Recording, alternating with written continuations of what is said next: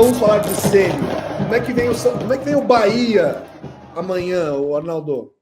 Deixa eu só falar como é que tem uma nova enquete aqui no ar para vocês votarem, rapidinho. Por favor.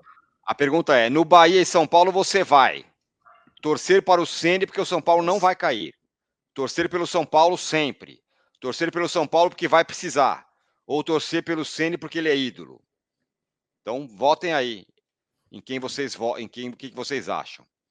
Eu acho que essa pergunta, né, ela fazia mais sentido antes do jogo de sexta-feira, Bahia e Corinthians. E depois esse cenário foi se modificando até o São Paulo e Cuiabá com o requinte do Cruzeiro e Goiás. Hoje, o Tironi ouviu um áudio, né? Porque você tem que sentir o termômetro, não da torcida, na verdade, também daqui, a torcida que vai lá. Sim. Que vai comparar. Como a Juliana aqui, né? A Juliana falou que comprou ingresso. A torcida do São Paulo na Bahia é grande, vai bastante gente. Acho que o setor do São Paulo deve estar cheio. Ninguém vai. O Tironi ouviu o áudio. Eu quero que o Rogério, se São Paulo precisa ganhar ponto, cara. Dane-se, entre aspas, o Rogério. Mas tem uma torcida faceirinha que acha que tem que entregar hoje, tem que entregar pro Flamengo, tem que entregar pro Galo. Não, então, eu acho que essa proposta, essa situação, ela seria outra se o São Paulo tivesse com seus 49 pontos, e tal, de botasse o William Gomes para jogar, continuasse nos testes, né, Priscila? Vamos botar agora os garotos, Talismã. Não é definitivamente o caso do jogo de amanhã. Pelo contrário, se o São Paulo perde, e eu acho que essa possibilidade existe de fato, acho que o Bahia está mais preparado, mobilizado para esse jogo, o São Paulo coloca o Bahia na briga. E não sai da briga, continua na briga.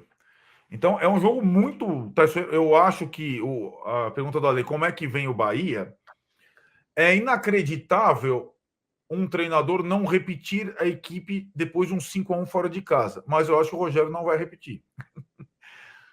Porque tem as suas especificidades. É dele, eu gosto disso. Então, aquilo que surpreendeu o Mano, talvez não surpreenda mais o Dorival. O time sem centroavante, o Everaldo pode voltar, né? Que era o centroavante que estava suspenso. Só o Rogério gosta dele. O torcedor do Bahia não gosta muito. Mas é um jogador que faz gol, tá? É uma outra...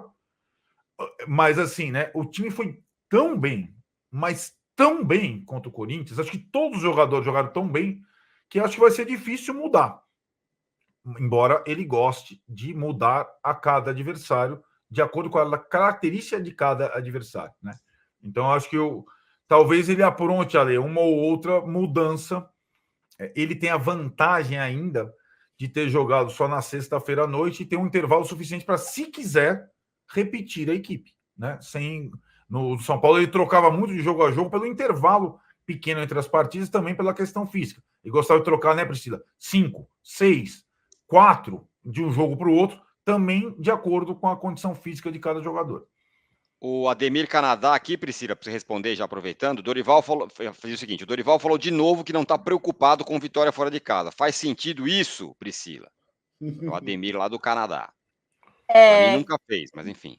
Respondendo primeiro essa pergunta, assim, eu não acho que faz muito sentido, porque de fato tá fazendo falta. Uma coisa é quando não faz falta, e aí beleza, né? Você não ganha, mas você tá com 60 pontos. Beleza, não vai fazer diferença nenhuma.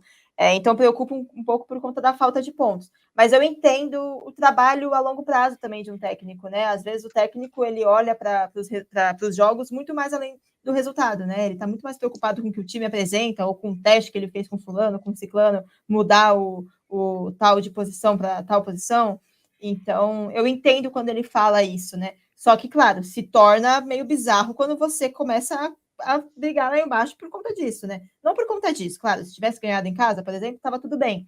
Mas não ter grandes pontos fora de casa acaba fazendo essa diferença agora na reta final.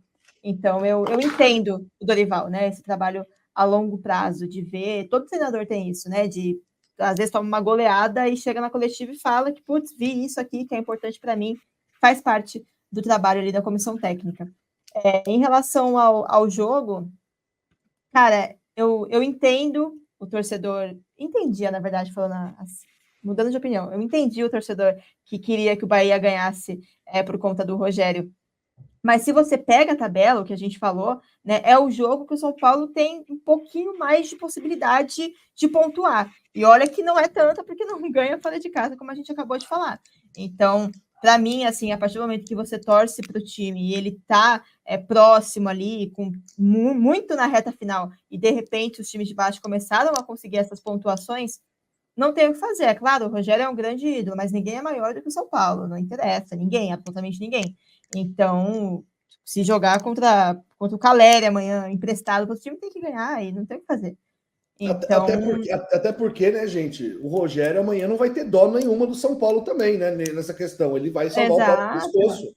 E é isso aí, cada tá um certo. si. E isso não muda nada na relação. Eu sou defensor, desde a época que o Rogério era treinador, e os rapazes aqui sabem disso, né? Que ele ficava falando aquelas sandices nas coletivas, não, vou abrir mão da multa, sabe? Que é uma coisa que depõe contra a carreira dele como profissional, né? Ele não pode, né, enfim, levar, né? Se ele se leva a sério como se leva, né? A gente imagina que ele se leva como um profissional do futebol, como um treinador, né? A paixão não pode falar, é lindo, é maravilhoso, mas, né, para a carreira dele é uma baita de uma cagada, falando português, claro.